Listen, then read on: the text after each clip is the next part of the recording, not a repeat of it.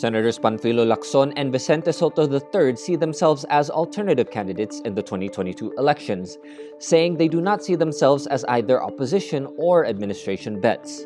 We could provide a good alternative. We're not pro-opposition.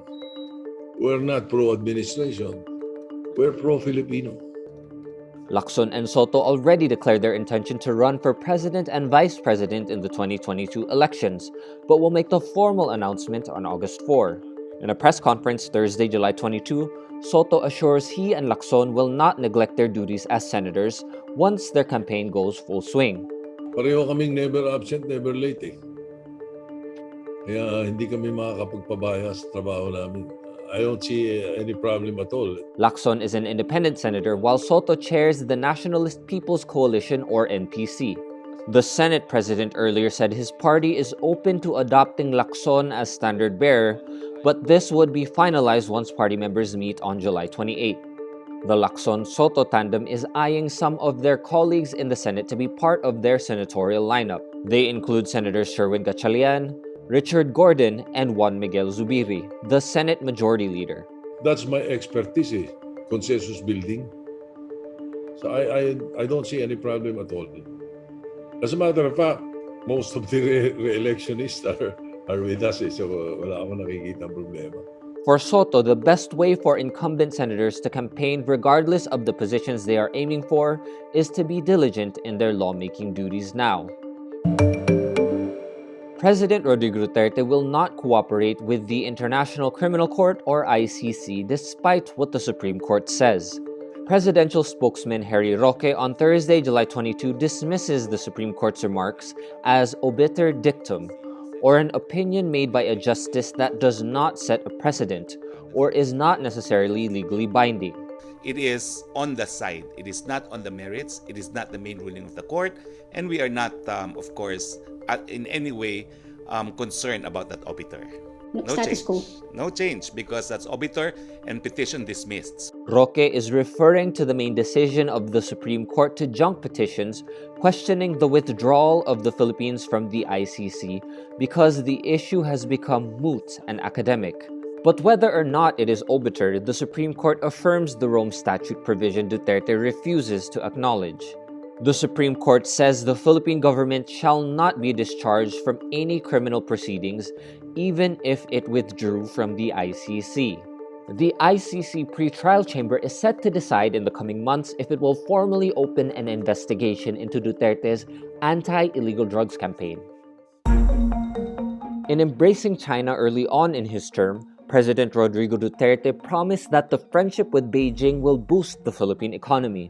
But after more than 5 years in power, he doesn't have much to show in terms of tangible results. Read this in-depth piece, In Charts, How Duterte's Love Affair with China Shaped the Philippine Economy by Ralph Rivas and Sofia Tomacruz on Rappler.com. The Health Department logs 12 new local cases of the COVID-19 Delta variant Thursday, July 22. 6 of the cases are in Central Luzon, 2 in Calabarzon, 1 in Bicol region, and 3 in Metro Manila. The Philippines now has 47 confirmed cases of the Delta variant. The DOH says all cases have been tagged as recovered, but their conditions are being validated by regional and local health offices.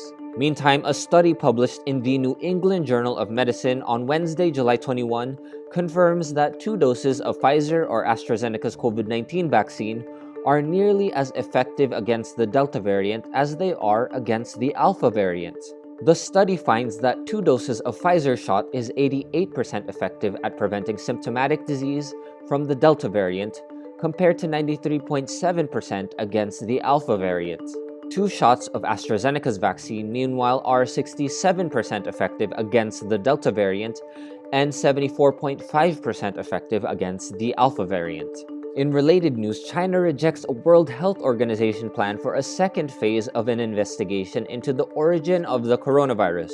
The probe includes the hypothesis that the coronavirus could have escaped from a Chinese laboratory. The World Health Organization proposal includes audits of laboratories and markets in the Chinese city of Wuhan, calling for transparency from authorities.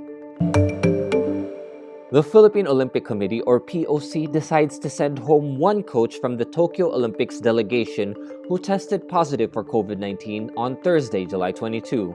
POC President Bambol Tolentino says the coach will undergo another round of testing, but the National Olympic Committee is sending him home regardless of the result.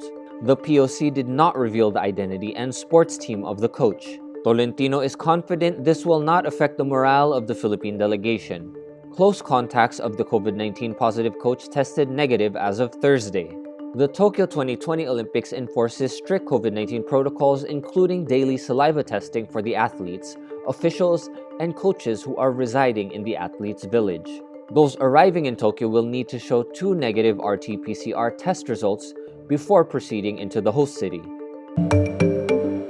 South Korea's President Moon Jae-in appoints global pop icon BTS as special presidential envoy for future generations and culture. In a report from Korean news outlet Sumpi, BTS is appointed to lead the global agenda for future generations and to expand South Korea's diplomatic power. BTS will reportedly attend international conferences to represent South Korea, including the 76th UN General Assembly happening in September 2021. This will be BTS's third appearance before the UN General Assembly. In 2017, BTS and UNICEF launched the Love Myself campaign.